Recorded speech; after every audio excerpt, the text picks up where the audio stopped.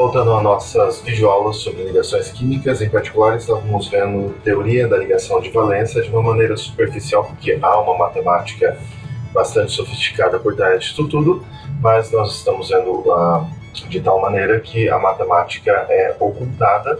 Essas videoaulas são dedicadas a alunos daqueles cursos em que a química tem sua importância, mas a química teórica não é tão importante assim. Então, nós focamos nos conceitos e em aspectos práticos. Vou falar um pouquinho de hibridização de orbitais. Todos vocês devem saber que, regra geral, o carbono forma 4 ligações. Então, vejamos, carbono. Vamos tentar explicar, por exemplo, as ligações químicas no metano. Lembrando que eu posso escrever a fórmula do metano dessa maneira aqui, essa é a fórmula estrutural plana. Só que você tem que estar consciente que essa fórmula não traduz corretamente a morfologia da molécula. Dá a impressão que os ângulos aqui, ângulos de ligação, são de 90 graus. Na verdade, essa molécula é tridimensional e ela tem, digamos assim, um formato tetraédrico e os ângulos de ligação são de 109 graus e meio. Você imagina aqui 2 hidrogênios no plano, só para tentar desenhar essa molécula. Aqui um hidrogênio à frente do plano. Imagine esse aqui por trás do plano. Depois a gente mostra a figurinha, vai ficar mais fácil, né? As ligações carbono e hidrogênio são idênticas, mesmo comprimento, apesar de eu não ter conseguido desenhar isso corretamente. Carbono, 4 elétrons de valência, né? Estrutura de Lewis. Carbono, 4 elétrons de valência, então forma 4 ligações covalentes simples com o hidrogênio. Então aqui eu estou mostrando a estrutura de Lewis, né, segundo o modelo de Lewis. Mas agora vamos tentar explicar isso em termos da teoria da ligação de valência. E para isso vamos precisar usar hibridização de orbitais. Então o carbono, no átomo 6, tem a configuração 1s2, 2s2, 2p2. Vou fazer um desenho aqui do diagrama de caixinhas. Então você tem aqui 1s, você tem aqui 2s, você tem aqui 2p. Vamos fechar isso aqui. 1s completo, 2s completo, 2p, um elétron em cada orbital. Aí. Notem só, um dos requisitos para que a ligação aconteça, segundo a teoria da ligação de valência, é a presença de orbitais semi-preenchidos. Então, essa aqui seria a configuração do carbono no estado fundamental. Então, vou escrever aqui estado fundamental.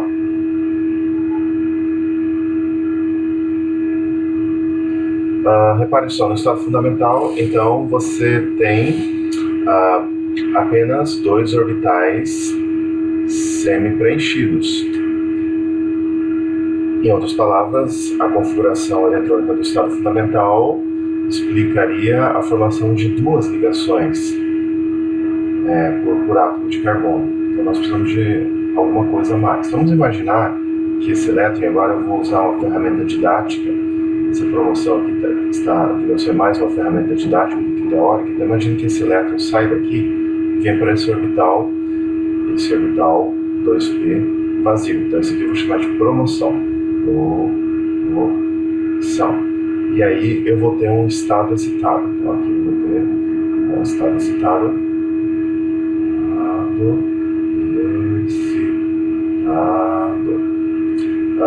Nesse estado excitado, deixa eu mudar a cor da minha paletinha aqui. Eu vou ter então, agora, bonito aqui, né? Orbital 1s preenchido. Agora eu vou ter orbital 2s semi-preenchido, e agora eu vou ter 3 orbitais 2p semi-preenchidos, ou seja, no total eu tenho agora efetivamente 4 orbitais semi-preenchidos. Então isso aí possibilita a formação de 4 ligações. Acontece que essas ligações carbono, hidrogênio e metano são idênticas. Então precisamos lançar mão da hibridização. Tá? Vamos na próxima etapa. Essa essa promoção aqui, ela requer energia. É mais uma etapa didática do que teórica, mas ao final essa energia seria recuperada, digamos assim, graças às energias de ligação. Então vamos lá, hibridização. Hibridização sp3. O que vai acontecer? Um orbital S, 2S aqui, né, vai se combinar com 3 orbitais do tipo P. Então por isso hibridização sp3. Então você tem agora, num total, 4 orbitais híbridos do tipo sp3 semi-preenchidos. Note que a energia desses orbitais híbridos sp3 é intermediária entre a energia do orbital 2s e a energia dos orbitais 2p. Então, um orbital S se combina com 3 orbitais P, resultando em 4 orbitais híbridos sp3, e esses orbitais híbridos voltam os seus lobos para os vértices de um tetraedro regular, ângulo 109,5 graus. Vamos ver se nós temos a figurinha aqui. Isso aqui é basicamente o que eu acabei de falar, só que desenhando. Aqui a promoção. Então aqui estão 4 orbitais híbridos sp3, são idênticos. O carbono aqui no centro do tetraedro regular, e esses orbitais híbridos voltados para os vértices do tetraedro regular, cada orbital híbrido com um elétron,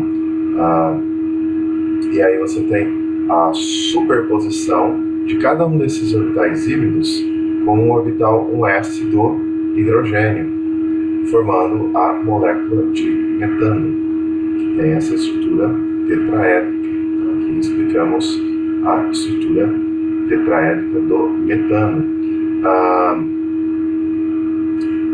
Algumas coisas que você precisa ter na cabeça sempre que o carbono estiver formando 4 ligações simples, esse átomo de carbono pode ser explicado pela hibridização sp3. Então aqui ilustrando 4 orbitais híbridos sp3 que sobrepuseram, digamos assim, eu vou refazer a frase, 4 hidrogênios,